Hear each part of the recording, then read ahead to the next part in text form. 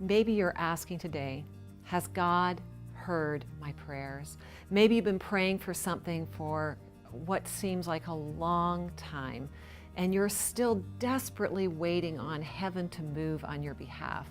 Well, I want to bring you a word of encouragement today. You know, we know of Daniel in the Old Testament, Daniel who prayed to the Lord, and we find him in chapter 10. He's praying for protection over his people. He is pleading with God. And as he's praying, a heavenly being appeared to him. Some think it was Christ, others think it was an angel, but in either case, he got a glimpse of the battle between good and evil and supernatural powers. Because listen to what this heavenly being said to Daniel. Don't be afraid, Daniel. Since the first day you began to pray for understanding and to humble yourself before God, your request was heard in heaven. Now, did you hear that? He said, Daniel, don't be afraid. From the very first day, your request was heard. Someone needs to know today that your request was heard the first day you started praying for it. It was heard in heaven.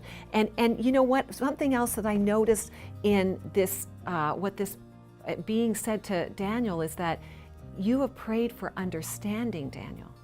And you have prayed with humility. You know, to pray with understanding is actually to set our mind on the will of God.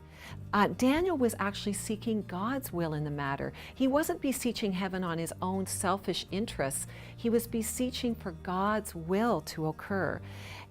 We hear in John 14, it says, and I will do whatever you ask in my name, so that the Father may be glorified in the Son. You may ask me for anything in my name, and I will do it. To pray in my name means literally to pray in alignment with my will, to pray for the understanding, the heart, and the mind of God on the matter that you're praying for. Are you praying for understanding? For God's understanding when you pray?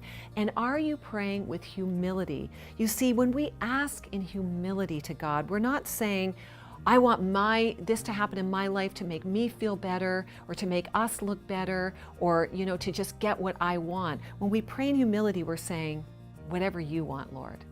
Whatever you want. Our prayers are not focused on ourselves, but again, rather on what God would have for us. You see, humility says, whatever you want. Praying with humility is submitting to the will of God. You know, this is required in our prayer life. We want freedom, but we don't want to submit. We want to not let go of things and to release them to God. We must submit to Jesus. We may have to spend time on our knees in order to learn to submit and surrender. But here's what the heavenly being went on to say to Daniel. I have come in answer to your prayer, Daniel, but here's what's been happening. For 21 days, the spirit prince of the kingdom of Persia blocked my way. Now, the spirit prince was a high-ranking demon, and he was fighting on behalf of Persia.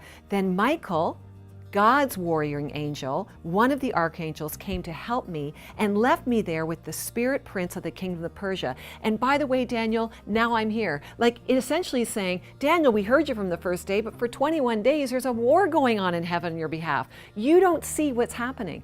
You know what? You may have been praying for 21 days, 21 months, maybe 21 years, but I can assure you that from the first day, God's heard your prayer.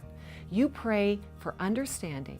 You pray with humility, and you can be sure that God has released his warring angels on your behalf, and you, in a sense, are awaiting out the heavenly battle that is going on.